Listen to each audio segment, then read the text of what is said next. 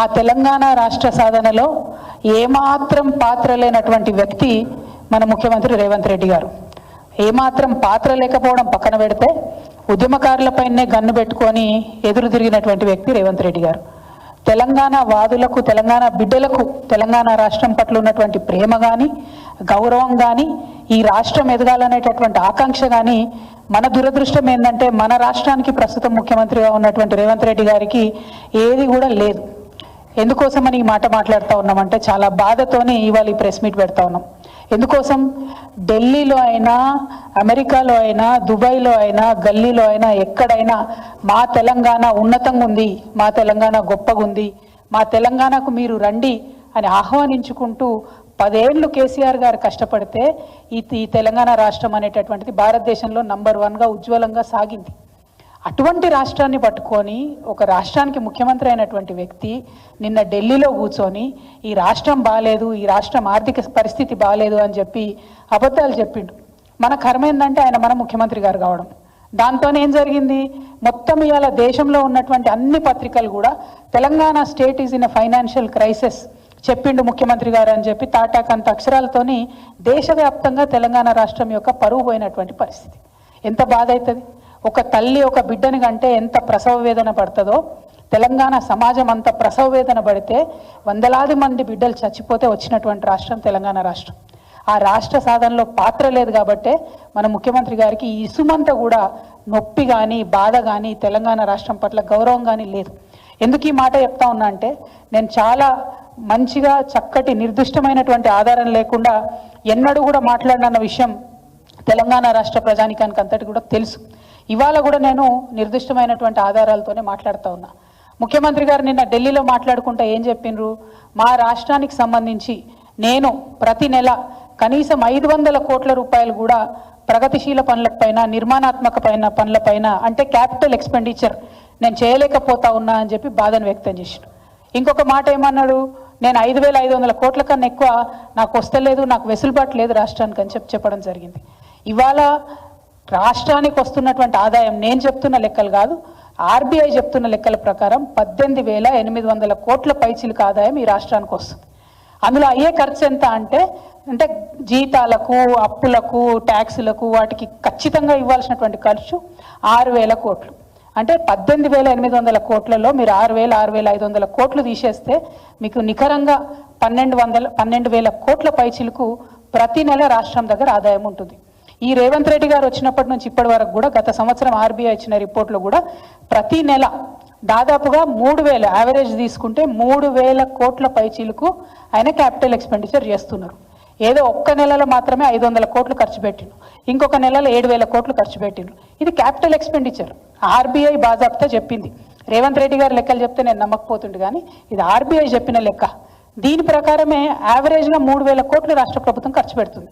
అంటే మరి ముఖ్యమంత్రి గారికి ఈ లెక్క తెలియదా? ఎవరు ఖర్చు పెడుతున్నారు? ఇది ఎక్కడ ఖర్చు అవుతుంది? ఈ విషయం మీద ముఖ్యమంత్రి గారికి అవగాహన లేదా? వారు క్లారిటీ ఇవ్వాలి. ఎందుకంటే మీరు నేషనల్ మీడియాలో కూర్చొని ఒక ముఖ్యమంత్రి స్థాయి అయి ఉండి 500 కోట్లు కూడా నేను ఖర్చు పెట్టలేకపోతున్నా అని చెప్తున్నాను. ఎందుకు ఈ మాట చెప్పిండు ముఖ్యమంత్రి గారు అంటే ఆ వ్యక్తి, ఆ విలేకరు అడిగిండు, ఏమైనా మీరు మహిళలకు డబ్బులు ఇస్తామంటారు, రైతులకు ఇస్తామంటారు, ఉద్యోగాలు ఇస్తామంటారు, ఇవన్నీ చెప్పొచ్చిండ్రు, ఇన్ని సంక్షేమ పథకాలు చేపడతామని చెప్పొచ్చిరు కదా, మరి మీరు ఎందుకు ఇస్తలేరు మహిళలకు 2,500 అని అడిగితే అది తప్పించుకోవడానికి అప్పటికప్పుడు బయటపడడానికి ఏం చెప్తాడంటే 500 కోట్ల కన్నా ఎక్కువ ఖర్చు పెట్టడం నా దగ్గర డబ్బులు లేవు, మా రాష్ట్రం బాగలేదు, మా రాష్ట్రం ఫైనాన్షియల్ సిచ్యువేషన్ బాగాలేదని చెప్పారు. ఇంతకన్నా దౌర్భాగ్యం ఉంటుందా? నీకు నికరంగా ఆదాయం 12,000 కోట్లు వస్తున్నాయి, 18,800 కోట్లలో 6,000 ఖర్చు పెట్టంగా 12,000 కోట్లు మిగులుతున్నాయి, 3,000 కోట్లు ఆల్రెడీ మీరు స్పెండ్ చేస్తున్నారని ఆర్బీఐ లెక్కలు చెప్తుంది. ఇంత దౌర్భాగ్యం ఏందని చెప్పి నేను ముఖ్యమంత్రి గారిని నేను ప్రశ్నిస్తా ఉన్నా. దరిద్రం అనేటటువంటిది మన ఆలోచనలోనే ఉంటుంది, తెలంగాణ రాష్ట్రంలో లేదు.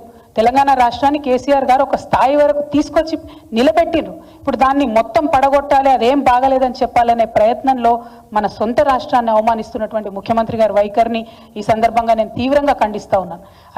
అదేవిధంగా తెలంగాణ రాష్ట్ర ప్రజలకు మరొక ముఖ్యమైన విషయం చెప్పాలి. ఈ నిన్నటితోని 7వ తారీఖుతోని 15 నెలలు అయింది ఈ కాంగ్రెస్ ప్రభుత్వం అధికారంలోకి వచ్చి. ఈ రోజుతోని వీరు తీసుకొచ్చిన అప్పు, ఈ 15 నెలలలో వీరు తీసుకొచ్చినటువంటి అప్పు అక్షరాల 1,50,000 కోట్ల రూపాయల అప్పు తీసుకొని వచ్చారు. 15 నెలలల్లో 1,50,000 కోట్ల అప్పు అంటే ఆ అప్పు మామూలుగా తీసుకురాలే. 2024 నవంబర్ 30 నుంచి మొదలు పెడితే ఇప్పటి వరకు ఈ రోజు వరకు తీసుకున్నటువంటి అప్పు మొత్తం 1,52,918 కోట్ల రూపాయలు కరెక్ట్గా చెప్పాలంటే. అంటే నెలకు దాదాపుగా 10,000 కోట్ల రూపాయలు అప్పు తీసుకొస్తున్నారు మీరు. మరి 10,000 కోట్ల రూపాయలు ఏడిపోయినట్టు?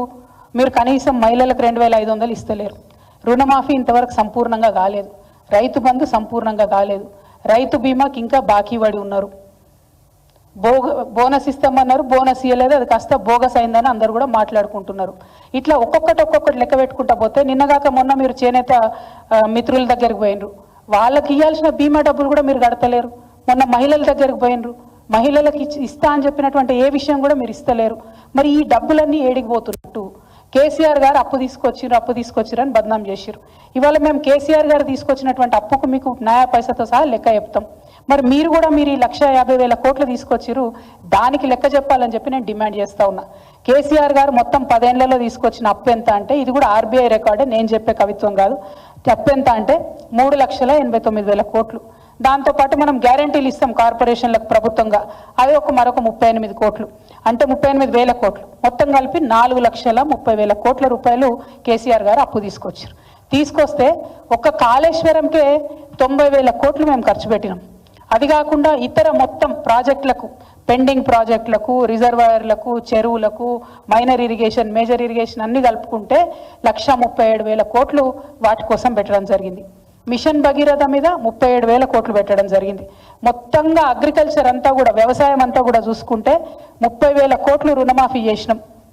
అట్లానే ఫ్రీ కరెంట్ రైతులకు ఇవ్వడానికి 36,000 కోట్ల రూపాయలు ఖర్చు పెట్టినాం.